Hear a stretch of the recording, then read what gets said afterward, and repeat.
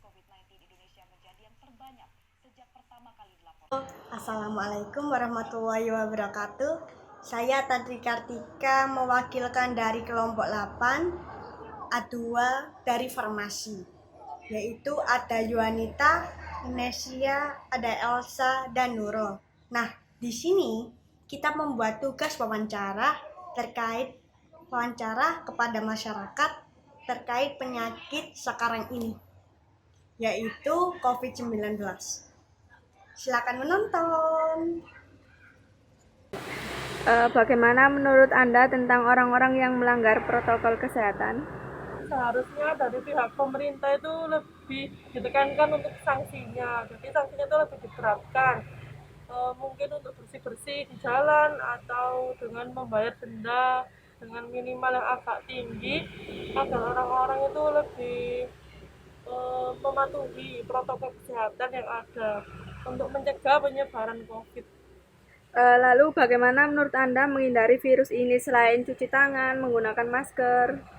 Jadi lebih baik kita makan makanan yang bergizi. Untuk itu kita juga perlu membawa hand sanitizer ya. Jadi untuk setelah memegang sesuatu kita bisa menggunakan hand sanitizer. Setelah itu kita juga dengan mengkonsumsi vitamin.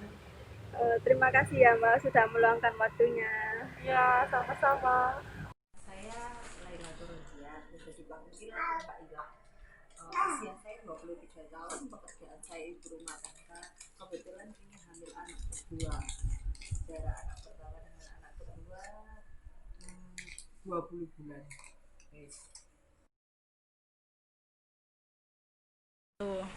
Ya bahaya, karena bisa menyerang diri kita tanpa kita sadari. Karena kan gejalanya tidak menentu dan tidak semua yang terserang COVID-19 itu menunjukkan gejala yang serius.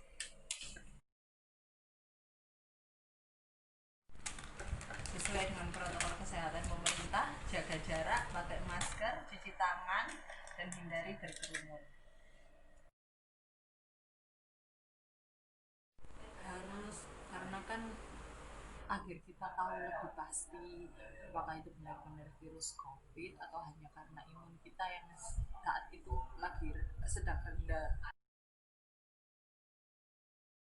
saat pandemi, karena banyak puskesmas yang tidak melayani juga lockdown. Terus ibu hamil pada saat melahirkan pada musim pandemi ini diwajibkan buat swab test. Jadi untuk mengetahui apakah ibu hamilnya itu positif atau negatif COVID gitu kan, karena setiap rumah sakit juga memiliki peraturan kesehatannya buat melindungi karyawannya sendiri. Halo teman-teman, kembali lagi dengan saya Inesia Putri dari kelompok A2 FFA2 maksudnya. Hari ini kita akan bahas terkait COVID-19 dengan narasumber salah satu teman saya. Teman saya ini bekerja dalam bidang kefarmasian juga, jadi pasti paham di bidangnya. Ya, perkenalkan dulu. Hai, nama saya Devi. Saya juga lulusan farmasi. Gimana nih, kita ngobrol-ngobrol santai atau gimana? Oh, ngobrol santai aja. Menurut Devi, apa itu COVID-19? COVID-19 saat ini lagi trending topik, terutama di negara-negara nggak hanya di Indonesia. Banyak sekali yang lagi terdampak virusnya sendiri. Penyakit ini sangat berbahaya. Penyakit ini berasal dari Cina, khususnya yang bisa menularkan lewat sentuhan benda yang pernah disentuh oleh orang-orang yang sudah terinfeksi oleh virus itu, dan dari udara juga sih. Menurut saya kayak gitu. Terus, menurut Devi seperti itu. Lantas bagaimana cara melindungi diri kita, terutama keluarga kita yang sudah berumur? Menurut saya pribadi sih, dengan cara hal yang sederhana aja ya, kita selalu pakai masker, cuci tangan, pakai sabun atau enggak hand sanitizer. Terus kita selalu harus berjaga jarak ya. Harusnya kita berjaga jarak, terus hindari juga kerumunan. Selalu stay at home.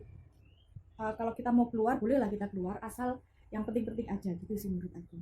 Nah, untuk itu kan cara melindungi diri sendiri ya sama keluarga. Terus kalau di wilayah ini banyak kan warga yang kan nggak semua warga itu kayak mematuhi peraturan yang dibikin gitu kan. Pasti ada sebagian, tidak semuanya, sebagian warga itu melanggar protokol istilahnya. Bagaimana cara Devi menyikapi warga yang melanggar protokol? Nah, harusnya itu diberi dari pihak desa atau pihak RT, pokoknya pihak yang terendah gitu ya. Itu kita bisa membuat sanksi tegas mungkin ya dari itu, agar warga-warga atau lingkungan kita itu kita cegah, hindari. Gimana sih caranya biar virus ini tuh nggak menyerang di diri kita sama lingkungan lain gitu. Terus dengan cara kita itu bisa dengan cara menghindari kerumunan, terus habis itu untuk acara-acara besar atau organisasi sementara kita tiadakan dulu, atau enggak saat ini kan lagi musimnya streaming gitu kan, bisa juga lewat situ, atau enggak di WhatsApp juga ada video call, barangkali kita bisa sharing-sharing, atau enggak kita ngobrol, kita juga bisa, enggak dengan cara bertatap muka secara langsung. Itu sih. Terus menurut pendapat Devi pribadi, peranan pemerintah dan tokoh masyarakat setempat sini dalam menanggulangi COVID-19 ini bagaimana?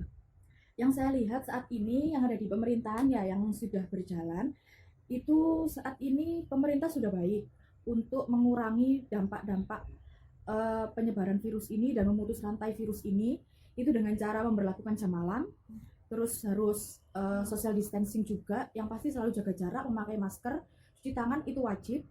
Terus habis itu untuk yang beberapa waktu belakangan untuk mudik-mudik dicegah dulu sementara. Terus habis itu ada pengecekan mungkin ya untuk jam malam.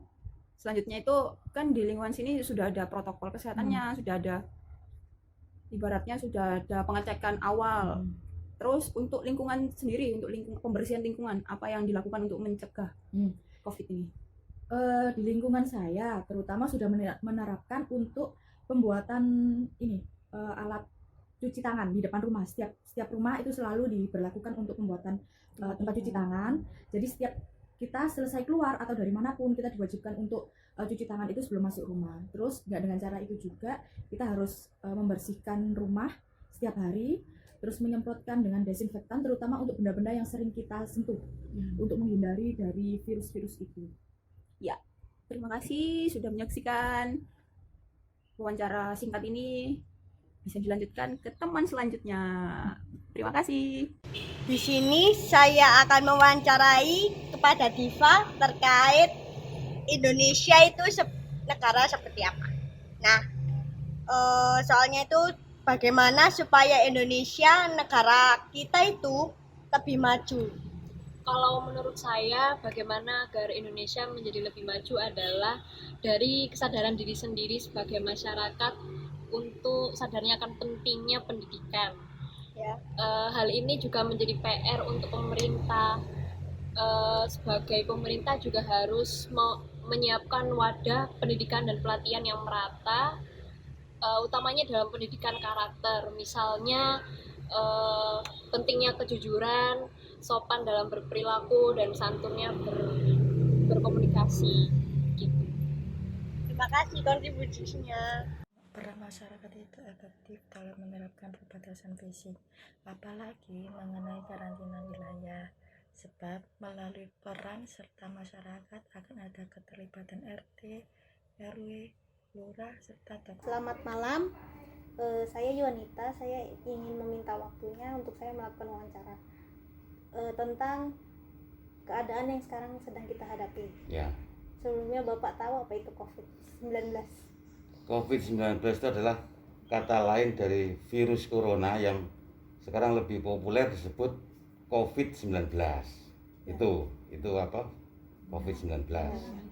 Lalu kira-kira bagaimana cara melindungi diri versi yang Bapak ketahui? Ya, cara untuk melindungi diri dari penularan COVID-19 itu seperti yang sudah dianjurkan pakar-pakar kesehatan juga pemerintah, bahwa kita wajib selalu menggunakan masker. Kedua, mencuci tangan setelah keluar atau dari mana atau memegang apapun minimal 20 detik. Dan ketiga, harus jaga jarak dengan orang lain minimal 1-2 meter. Oh ya, baik Pak. Lalu untuk pertanyaan selanjutnya, Bagaimana cara menghadapi warga yang abai terhadap protokol kesehatan? Nah, kalau masyarakat itu kita wajib sebagai masyarakat atau katakanlah sesama bangsa Ya, saling mengingatkan bahwa virus ini berbahaya sekali. Nah, untuk supaya tidak tertular, ikuti protokol yang telah disarankan oleh pemerintah. Itu sebetulnya bagus untuk melindungi diri kita sendiri supaya tidak tertular. Karena virus ini sampai saat ini pun belum ada obatnya. Tuh. jadi satunya jalan ya tetap menjaga kesehatan bersama. Iya, ya. itu intinya itu. Ya.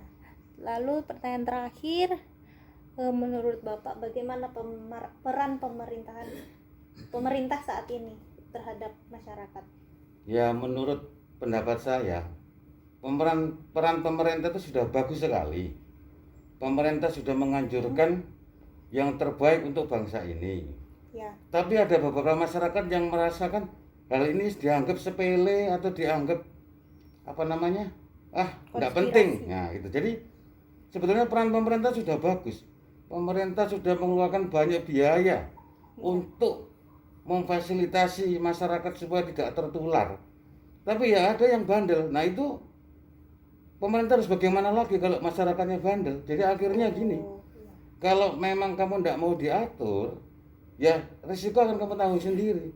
Pemerintah sudah maksimal sekali untuk melindungi rakyatnya supaya jangan sampai ada yang terjangkit COVID-19. Jadi sebaiknya pemerintah daerah yang memperketat aturan-aturan itu ya? Iya, jadi itu kan sudah dilaksanakan juga adanya kayak operasi masker. Itu sebetulnya tindakan pemerintah yang bagus. Iya. Tapi masih ada yang melanggar, ya itu kan kebandelan daripada masyarakat itu sendiri gitu. Jadi jangan menyalahkan pemerintah, salahkanlah diri kita sendiri kalau kita melanggar dari aturan yang sudah dibuat oleh pemerintah. Itu saya bisa. Ya.